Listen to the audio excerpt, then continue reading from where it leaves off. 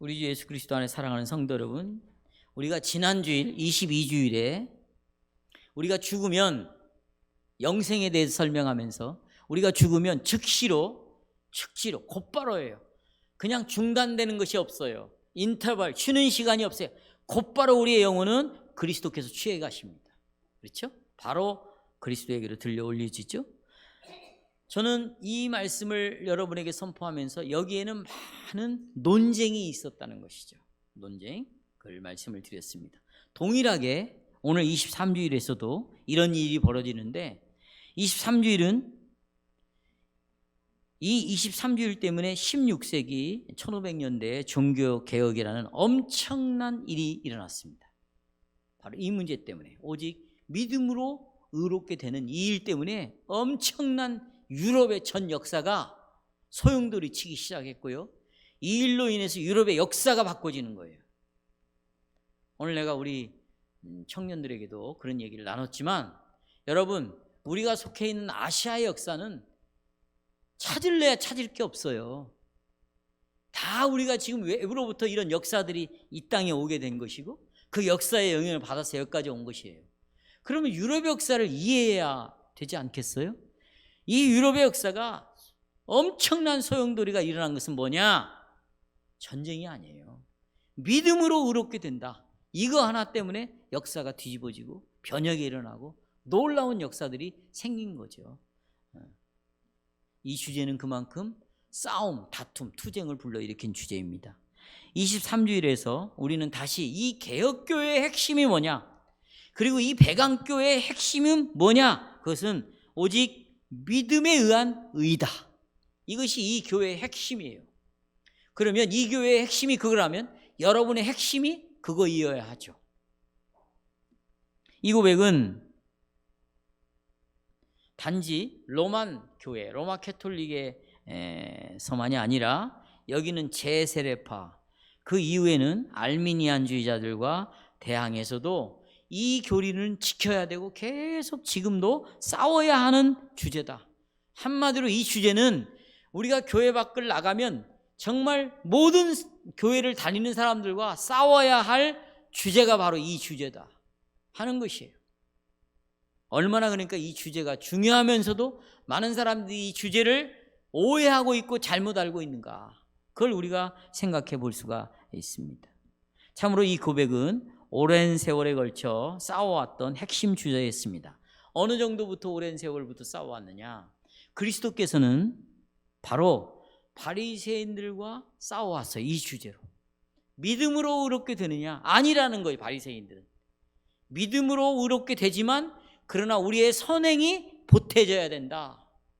그래서 아니다, 예수님이 가르치면 오로지 나를, 의인인 나를, 의로 오신 나를 믿음으로만 너희들이 의롭게 된다. 이렇게 주장하는 예수를 그래서 죽여버린 거예요. 이 주제 때문에 죽인 거예요. 여러분 생각해 보세요. 어렸을 때부터 하고 싶은 것 하지 않았어요. 하지 말라는 것 안 했어요. 하라는 것만 하고 살아왔어요. 왜요? 한 가지입니다. 영생을 얻으려고. 그래서 부자 청년이 예수님께 와서 선생님, 랍비여 그랬어요. 여기서부터 문제가 다른 거예요. 이 부자 청년은 예수님을 메시아로 보지 않고 선생으로 본 거예요. 어떤 선생? 자기가 지켜보니까 저 선생님의 말을 잘 따르고 그대로만 행하면 자기는 영생을 얻을 수 있다고 생각을 한 거예요. 어떻게? 예수님이 선생대로 말씀대로 그렇게 착하게 이 말씀을 하나하나 지켜가면 자기는 영생을 얻을 수 있다, 이렇게 생각을 하고, 선한 선생님이여 내가 어떻게 해야 영생을 얻을 수 있습니까? 이렇게 질문했을 때 율법을 지키라고 말했습니다. 그때 부자가 나는 이 모든 것을, 이렇게 말했어요. 어렸을 때부터 다 지켰다 그랬어요. 얼마나 힘들었겠어요. 얼마나 포기하면서 하나님의 율법을 지켰겠어요. 그런데 예수님이 그거 말고 네 재산을 팔아다 가난한 자를 주라 그랬어요. 그랬더니 이가 근심하고 돌아갔어요. 왜 예수님이 그러면 가난한 자에게 네 재산을 팔라고 말하는가? 너는 내가 지금 하나님과 관련된 계명은 너는 지킬 수도 없고 그냥 눈에 보이는 사랑과 관련된 계명이라도 좀 지켜봐라. 그리고는 팔아서 주라고 그러니까 그냥 근심하고 떠났어요. 근심했다 그랬어요. 왜요? 청년들이 그런 얘기 했지만 여러분, 자기 어렸을 때부터 정말 힘을 다해서 이 계명을 지켰는데 그것은 구원 얻는데 아무런 도움이 안 된다. 그랬을 때 얼마나 분노가 일어나겠어요. 좌절이 생기겠어요. 그리고 자기의 자존심을 구겨놓겠어요. 내가 지난번에도 그런 예를 들었죠. 그냥 여러분 쓰레기통 재활용 버리는 데에서 물건 집어왔어요. 그냥 버려야 되겠다. 그 재활용품 버리는 것은 아까운 마음이 안 들어요. 그런데 명품 백화점 파는 데 가서 1억짜리를 내가 사왔어요.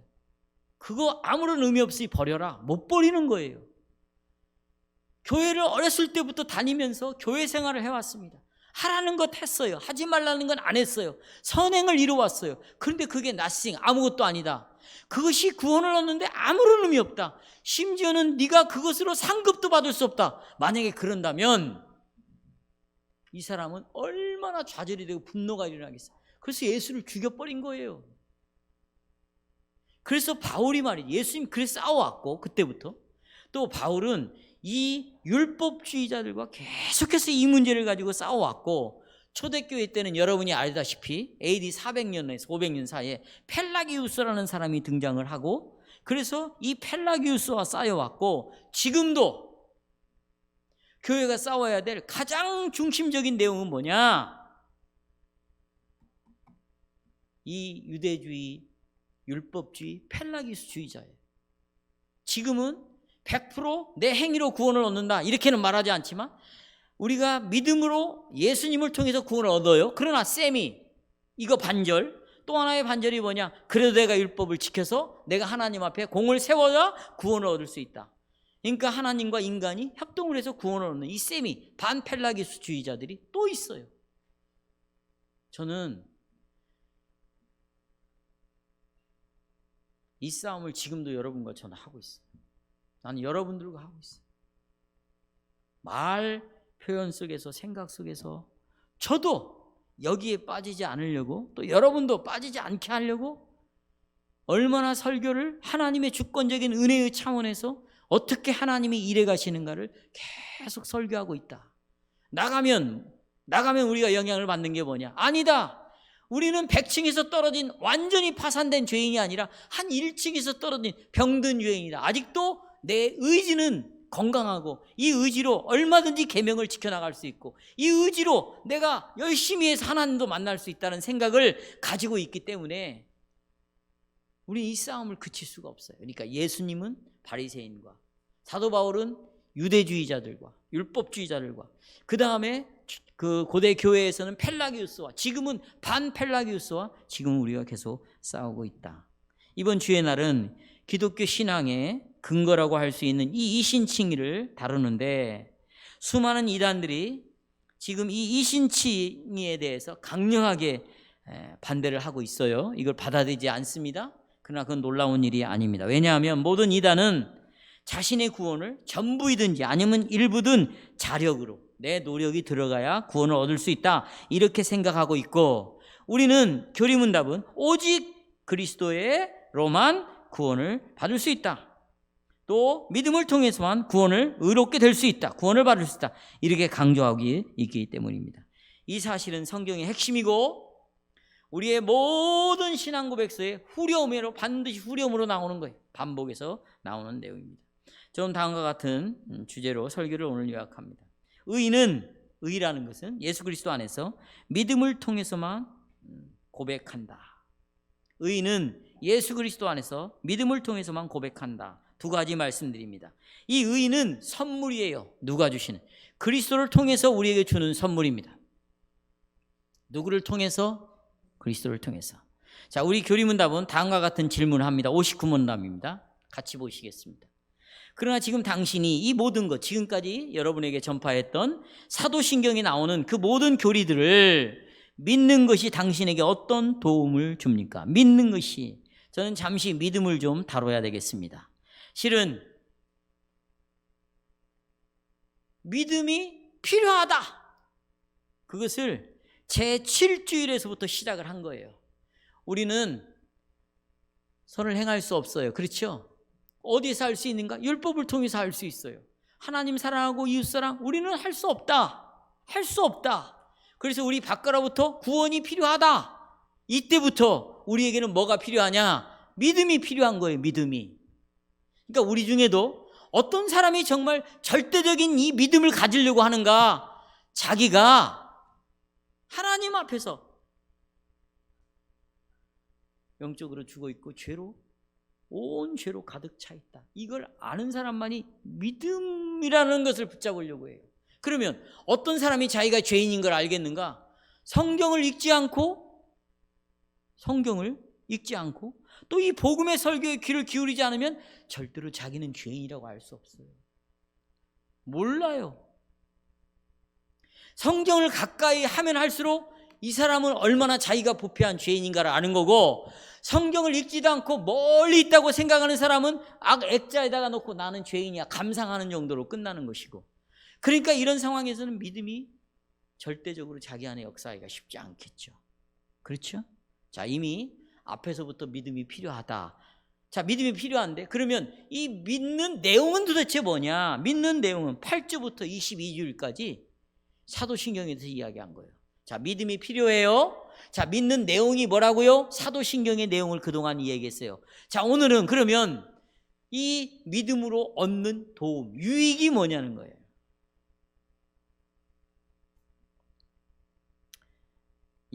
저는 이 구조가요, 마치 뭐라 그럴까요? 죄송해요, 이런 표현 썼어요. 요한 스트라우스 하우스가 그 왈츠곡을 칠 때 말이죠, 이게 그냥 곡을 만드는 게 아니에요. 이 사람들도 다 기승전결이 있어요. 저는 요한 스트라우스의 말을 보면, 이 곡을 들으면 마치 이 신앙 고백서에 나오는 그 리듬을 타는 것 같아요. 믿음이 왜 필요하냐? 이래서 필요하다는 거예요. 죄로 우리가 오염되어 있고 부패되어 있습니다. 그럼 우리가 믿는 믿음의 내용은 뭐냐? 사도신경을 가지고 다 믿음의 내용을 가지고 있어요. 여기서 끝나는 게 아니야. 그러면 내가 이것을 믿었을 때 나에게 주는 도움, 유익이 뭐냐? 얼마나 이 순서가 여러분 아름답습니까? 얼마나 하모니가 이루어집니까? 저는 자다가도 이것을 깨서 이걸 묵상하면 잠이 안 와. 너무 즐겁고 기쁘고, 이것이 너무나 나를 흥분을 시키고 감동을 주고, 이걸 붙잡을 때 내 미래에 대해서 너무나 분명한 확신을 갖고 가게 하는 이 신앙의 고백의 내용입니다. 여러분도 그렇습니까?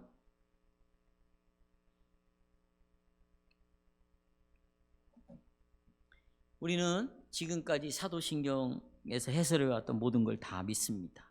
그러나 이제 믿고 있는 이 믿음의 유익이 무엇이냐 질문하고 있습니다. 왜냐하면 여러분과 저는 사도신경의 내용을 다 믿고 있기 때문입니다. 그래서 우리가 믿음을 고백하고 난 다음에, 나는 믿습니다라고 고백하고 난 다음에 반드시 알아야 돼요. 그러면 이 믿음이 나에게 어떤 유익이 있는가? 이것이 교회에서 대화하는 방식이고 이것이 교회의 방식입니다. 이 질문에 대한 대답은, 유익은 두 가지로 말하고 있습니다. 첫째, 나는 그리스도 안에서 하나님 앞에 의인이며, 둘째, 영원한 생명의 상속자이다. 여기에 대해, 이 두 가지에 대해서 이제 60문, 61문에서 정교하게 설명하고 있죠. 그렇죠? 첫째, 그리스도 안에서 나는 하나님 앞에서 의인이다. 이걸 가지고 좀 설명을 해보려고 합니다. 자, 여러분, 하나님 앞에서 나는 의롭게 되었다. 나는 의롭게 되었다. 이 말을 잘못 이해하면 안 돼요.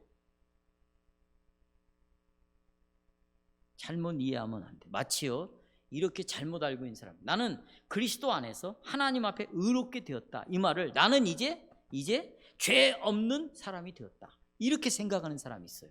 뭐 없는 사람? 이렇게 지금 말하고 생각하는 사람들이 많을 거라고. 이 생각은 로마 카톨릭이라는 이단이 가르치는 교리예요. 아시겠어요? 내가 의롭게 되었다는 것을 뭐 없는 사람? 죄 없는 사람. 이게 로마 카톨릭이 해석하는 내용입니다. 의로운 것은 로마 카톨릭에서는 죄가 없는 사람이라고 가르치고 있어요. 이때 사람들이 뭐와 혼돈하냐면, 거룩하게 된 것과 내가 의롭게 되었다라는 것을 혼돈하게 되는 것은 당연합니다. 로마 교회는 보세요. 왜 혼돈을 하냐면 로마 교회는 먼저 우리 자신이 거룩해야 된다는 거예요. 내 자신이 거룩해야 된다는 거예요. 깨끗하게 살아야 된다는 거예요. 그래서 내 삶 속에서 이 거룩함이 나타날 때에 나는 의로운 사람이라고 말할 수 있다는 거예요. 순서가 먼저 내가 어떻게 살아갈 때 거룩하게, 거룩함이 나타날 때 우리는 의로움, 곧 죄가 없는 사람, 곧 다른 말로 말하면 성자가 되는 것이에요. 그러니까 순서가 로만 캐토릭은 먼저 뭐가 오고 거룩함이 오고 그 다음에 뭐 어떻게 되는 거예요? 의로운 사람이 되는 거예요. 이 사람들의 순서는. 교회 안에서 이런 사람들 있죠. 내가 그래도 이렇게 살아야 그래도 난 하나님 앞에 의로운 사람으로 쓸 수 있다. 이런 생각을 캐톨릭이 한 거예요. 그런데 종교개혁이 뭐냐? 이 순서를 반대한 거예요. 이 순서를 뭐 했다고요? 반대했어요. 우리 종교개혁자들은 먼저 순서가 뭐가 와요? 의롭다함이 먼저 오는 거예요. 의인이 먼저 오는 거예요. 그 다음에 뭐가 이루어지는 거예요? 거룩한 삶이 나오는 거죠. 먼저는 죄사함이 오는 거고 그 다음에 생활의 변화가 오는 것이죠. 하나님 앞에서 의인이라는 말은 이것을 의라는 말이 우리에게 적용될 때마다 나는 어떤 죄도 없다 이런 뜻이 결코 아닙니다. 그래서 여러분 우리가 주의 성찬상에 나올 때 매번 고백하죠. 뭘 고백합니까? 하나님 나는 많은 죄의 문제를 죄의 결점을 가지고 있는 걸 내가 깨닫습니다. 그러나 나는 의로운 자로서 예수님 때문에 하나님 앞에 씁니다. 성찬상 앞에서 우리는 슬프게도 좀 죄가 많습니다. 이런 표현을 쓰는 거예요. 그렇죠?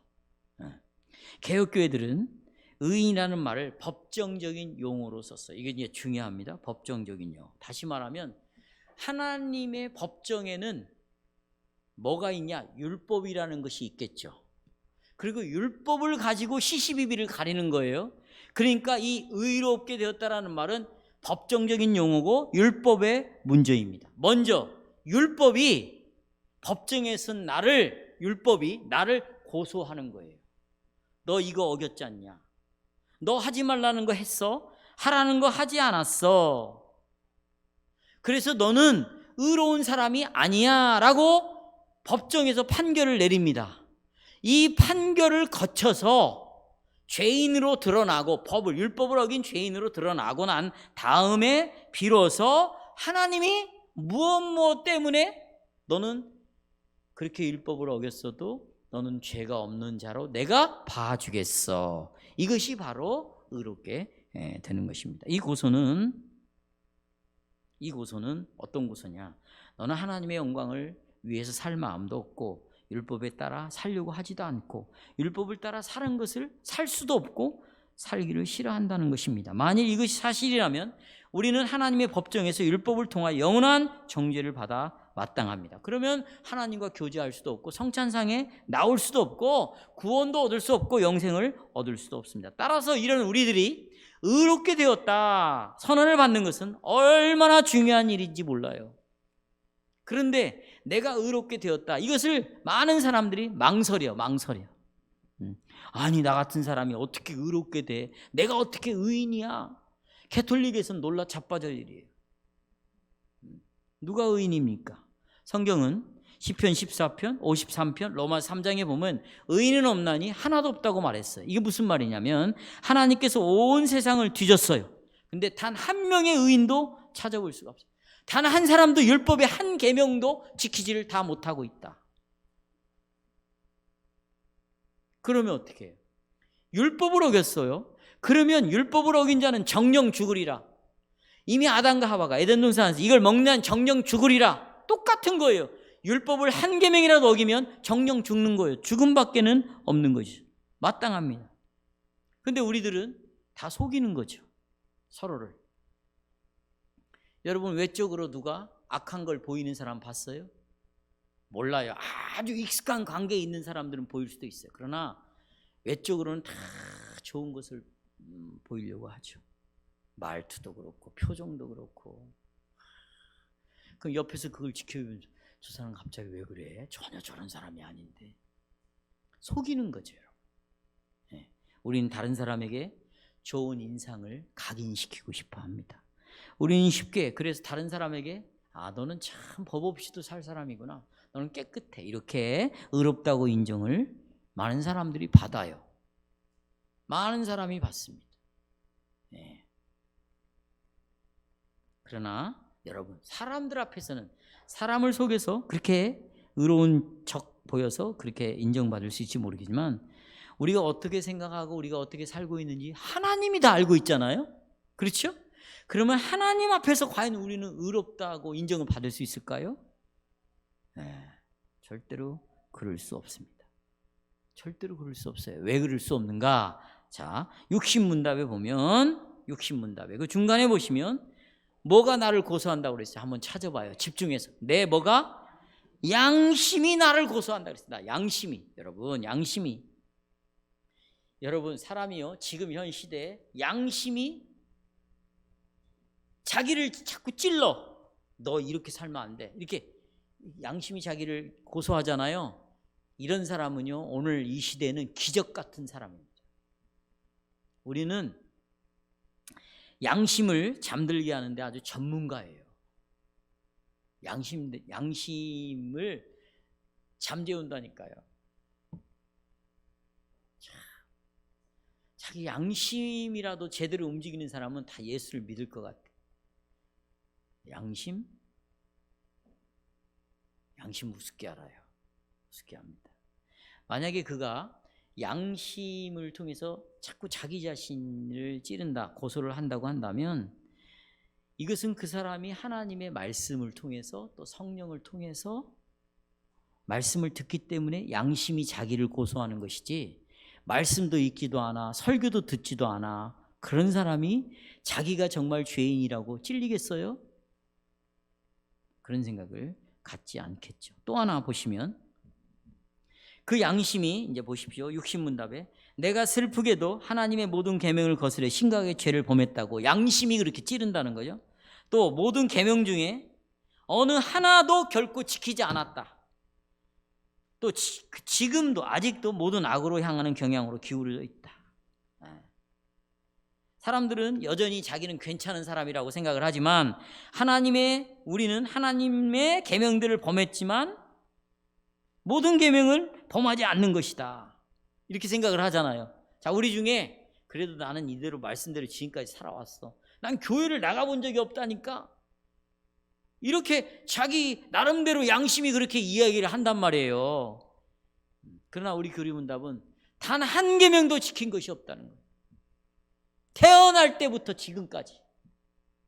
여러분이 지금 앉아있는 이 자리도 보세요. 하나님이 계명을, 안식일을 거룩히 지키라는 계명으로 여러분에게 딱 비춰주면 여러분이 오늘 이 안식일을 정상적으로 지켰다고 말할 수 있겠어요? 저는 더 말할 것도 없겠죠. 세상은 그래도 나는 지키고 산다 이렇게 말하지만 나도 놀라서 때리면서, 하지만 우리 계명은, 율법은, 교리문답은 모든 계명을 다 지켰다. 하나도 지키지 못했다. 네. 나의 삶은 다 타락했어요. 그런데 이런 타락의 모습이 여러분 외부적으로 드러날까요? 안 드러나는 거죠. 그러니까 다 속는 거죠. 다 숨어서. 그러나 나의 죄악된 마음은 모든 악을 추구하고 있다.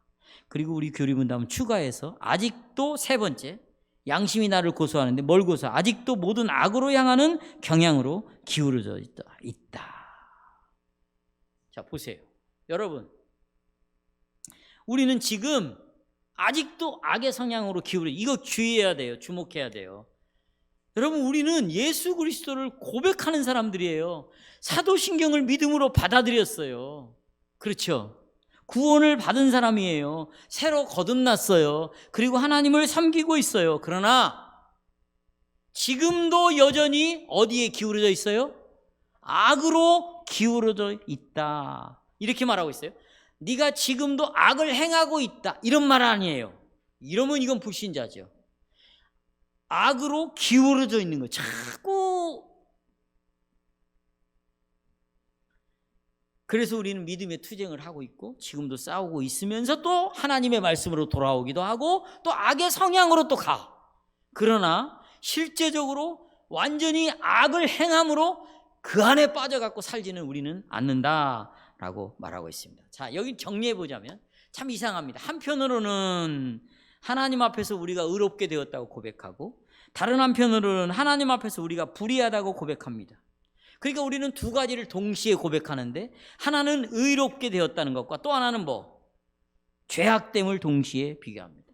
우리 교리문답은 이 두 가지를 나란히 두고 있습니다.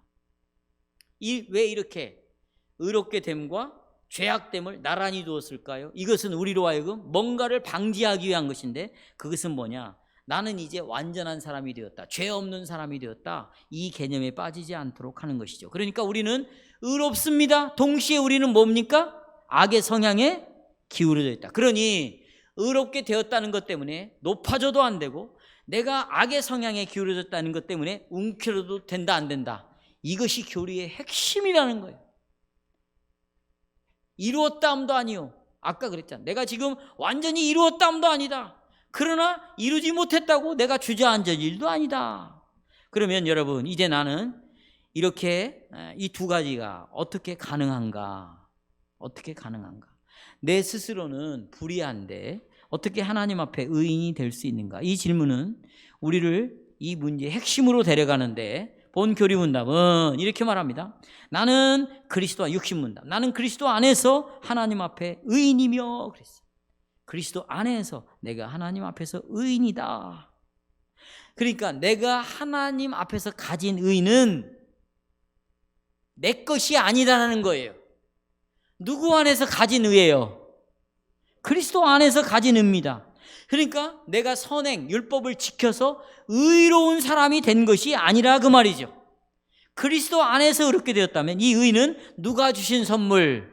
예수님이 나에게 주신 선물이며 예수님의 의가 내게로 전가가 된 것이다. 그래서 아까 우리가 빌립보 3장 9절에 내가 가진 의는 3장 9절 다 같이 읽겠습니다. 넘겨보세요. 자꾸 넘겨야 돼요. 자, 3장 9절. 자, 시작. 가진 의는 율법에서 난 것이 아니다. 다시 말하면 율법을 지켜서 내가 의로운 사람까지 된 것이 아니다. 그 다음에 오직 그리스도를 믿음으로 말미암은 것이니 곧 믿음으로 하나님께로부터 받은 뭐다? 의이다. 이 의를 가지고 있다. 그러니까 이 의는 선물이에요. 따라서 의는 선물이다. 그러니까 이 말은 무슨 말이냐? 내가 의를 받았어요. 의를 받았는데 아무런 일도 하지 않았어요. 선을 행하지도 않았어요. 또 행할 능력도 없습니다. 그런데 하나님께서 은혜로서 나에게 이 의를 나에게 주셨다. 이것을 종교개혁자들이 목숨을 걸고 가르친 거죠. 그러니까 종교개혁자들 통해서 이렇게 덮어져 있는 성경이 열리게 되었고요. 열렸지만 다른 것들이 너무나 덮어놔서 이 믿음으로 의롭게 된다는 진리가 감춰져 있는데 이것을 다 걷어내고 이것을 들춰내가지고 우리에게 다시 믿음으로 의롭게 된 사실을 다시 알게 해주신 놀라운 선물이 된 것이죠.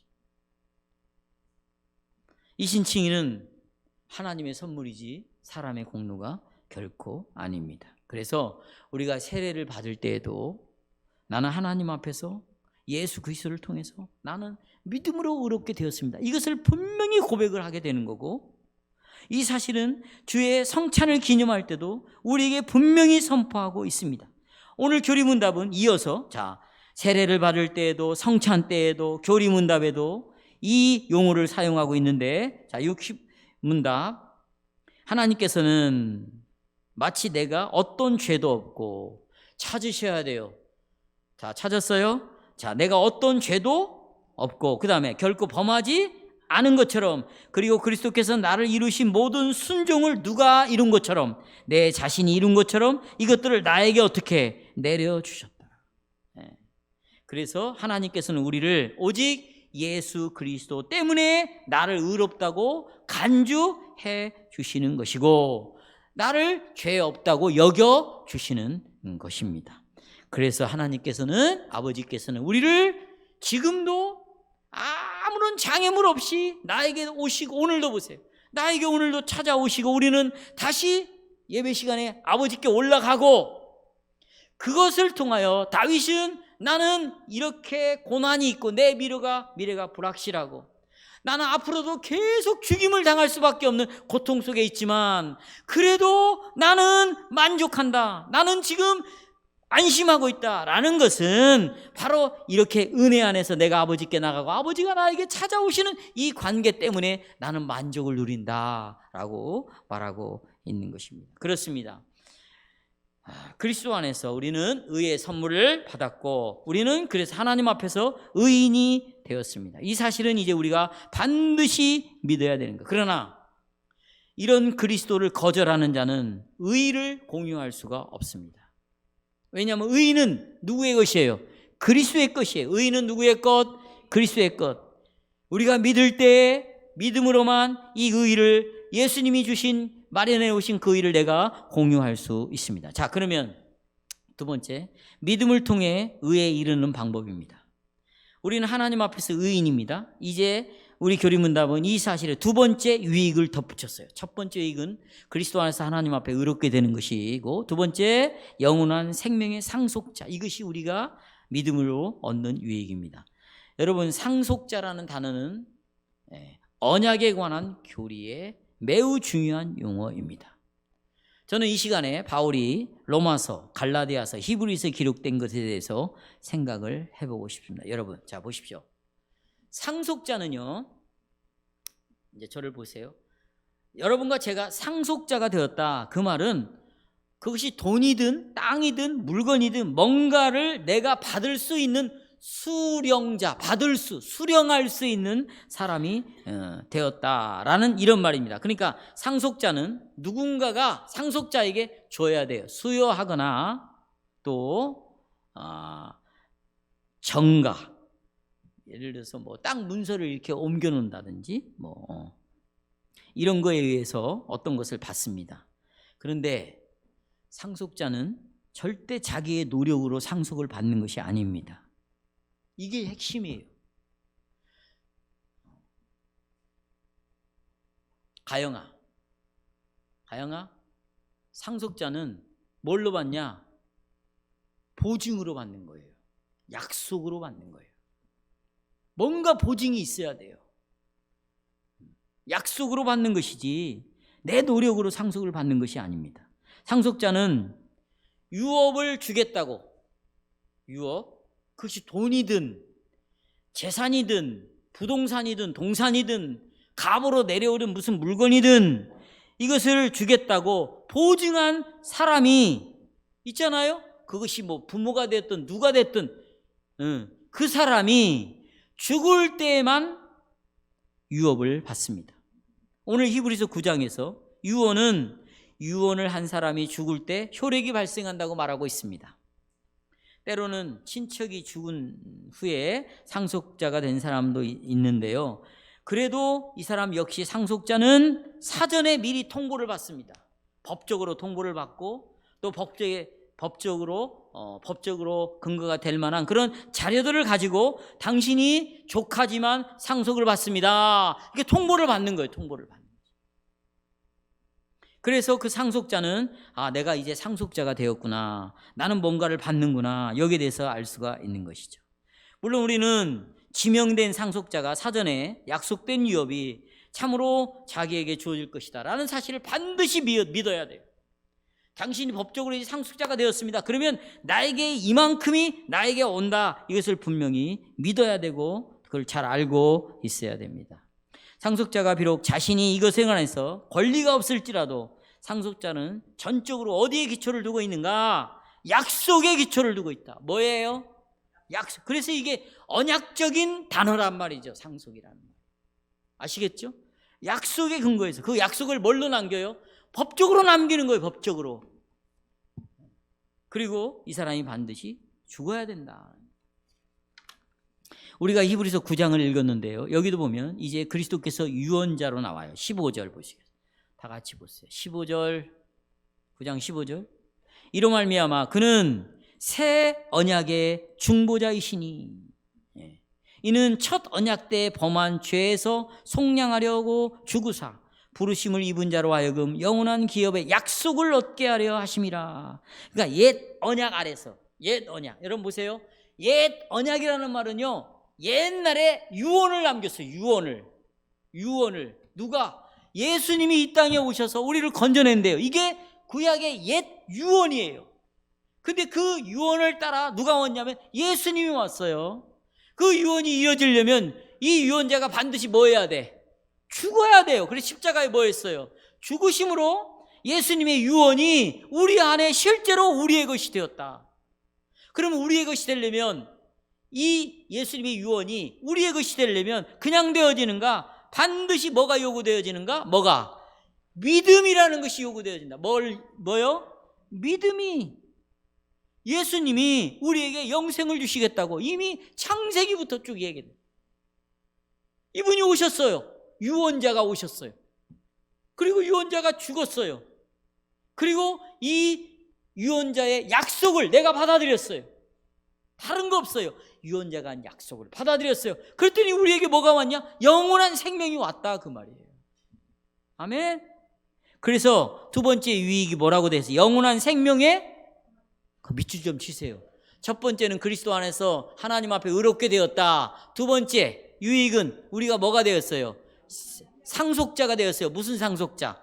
영원한 상속자가 되었다. 이해하시겠죠? 예. 그렇더라도 믿음이 요구됩니다. 그리스도께 친히 믿는 자에게 누구든지 영원한 생명을 주시겠다고 말씀하셨습니다. 우리는 반드시 내가 상속자라는 걸 알아야 돼. 여러분, 교회를 다니는 여러분, 지금 이 복음,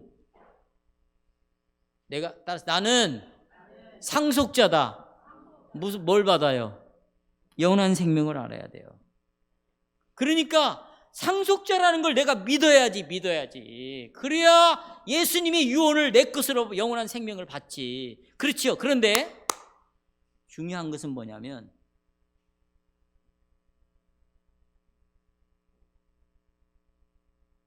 믿음이 조건이라는 뜻은 아니에요. 믿음이 뭔 아니다? 내가 유업을 받는데 있어서 의롭게 되는 유일한 방법이 믿음이라는 방법이죠. 우리는 믿음이 유일한 길이라는 사실을 강조합니다.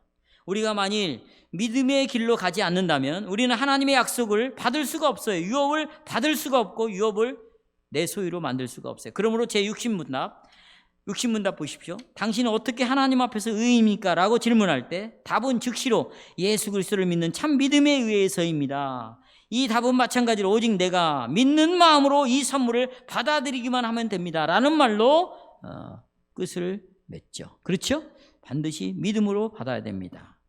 그러나 여러분, 여기서 오해하면 안 돼요. 보세요. 믿음 때문에 의롭게 되는 게 아니에요. 믿음 때문에 상속을 받는 게 아니에요. 그럼 우리는 누구 때문에 상속을 받는 거예요? 그래요. 그리스도 때문에, 그리스도가 이루신 완전한 구원 때문에, 하나님을 만족해 하심 때문에, 그분이 이 땅에 살면서 율법 앞에서 완전한 거룩함을 우리에게 선물로 주신 그 예수님 때문에 의롭게 되는 거죠. 그렇죠? 근데 그것을 받아들이는 방법에 있어서 뭘로 받는다? 믿음으로 받는다. 그러니까 우리가 믿음 때문에 의롭게 되는 것이 아니라 믿음을 통해서 의롭게 되는 거예요. 한번 따라서 해볼까요? 믿음 때문이 아니라 믿음을 통해서 의롭다함을 받는다. 그래서 믿음은 하나님의 선물이지 우리 자신이 구원을 받을 만한 행위가 믿음은 결코 아닙니다. 여기 그래서 우리 교리문답에 보면 나의 믿음의 가치 때문에 구원을 받지 않는다. 그래서 우리는 우리의 믿음을 자랑하면 돼야 안 돼요? 안 돼요. 또 믿음 때문에 내가 이 영생을 얻었다 이렇게 생각해서도 안 됩니다. 왜냐하면 결론적으로 이런 말씀을 드리고 마치겠어요. 왜냐하면 만약에 믿음 때문에 내가 의롭게 되었다, 믿음 때문에 영생 얻었다, 믿음 때문에 구원을 얻었다고 말한다면 여러분의 믿음을 한번 정직하게 살펴봅시다. 지금 얼마나 흔들려요, 믿음이. 내가 믿고 있는 것이 흔들려. 뭐 때문에? 죄 때문에. 죄를 지을 때마다 이 믿고 있는 믿음이 막 흔들려요. 나는 상속자야. 나는 영생을 받을 수 있어. 나는 의롭게 될 수 있어. 그런데 죄가 들어옴으로 말미암아 이게 막 흔들려요. 나는 상속자가 아닌 것 같아. 나는 의인이 아닌 것 같아. 나는 의롭게 안 된 것 같아. 이 생각을 다 갖는 거죠. 그런데 이 믿음 때문에 구원을 얻는다고 생각한다면 우리의 구원이 어떻게 해요? 확신을 가질 수 없어요. 의롭다고 확신 못 갖습니다. 영원한 생명의 상속자다. 이것도 무너지게 돼 있어요. 그래서 우리는 이 믿음이 흔들릴 때마다 강화시켜야 돼요. 뭘 통해서? 복음 설교와 또 뭘 통해서? 성찬을 통해서 강화를 시키는 것입니다. 그렇습니다, 여러분. 자, 말씀을 맺겠습니다. 거듭 말씀드리지만 만약에 내가 갖고 있는 믿음에 의해서 유업을 받는다면 나는 유업을 상실하게 될 것입니다. 우리의 유일한 구원의 근거, 의롭게 되는 근거, 또 영원한 생명의 상속자의 근거는 예수님이 이루어 놓은 것, 그것을 나에게 선물로 주신 것을 내가 믿음으로 뭐했다? 받아들였다. 이것이 개혁 신앙의 심장의 고동이에요, 고동. 이걸 단 한순간도 놓치면 안 돼요. 순간마다 입을 열어서 나는 이 믿음으로 말미암아 예수 그리스도를 통해서 구원함을 받은 자다. 나는 의롭게 되었다. 외쳐야 돼, 입을 열어서. 아시겠어요? 그래서 나는 자랑할 것도 없고 내세울 것도 없고 오직 이렇게 된 것은 하나님의 선물이요, 하나님의 사랑이요, 그리고 하나님의 약속 때문이다. 이 약속은 결코 변하지 않는다. 나는 바로 이런 자가 되었다. 내가 얻은 유익은 내가 의롭다함을 얻었을 뿐만 아니라 영원한 생명의 상속자가 되었다. 따라서 구원을 내 자신 밖에서 구하는 것이 아니라 오직 그리스도 안에서만 내 구원을 찾자. 따라서 그리스도 안에서만 내 구원을 발견하고 유지하고 확신한다.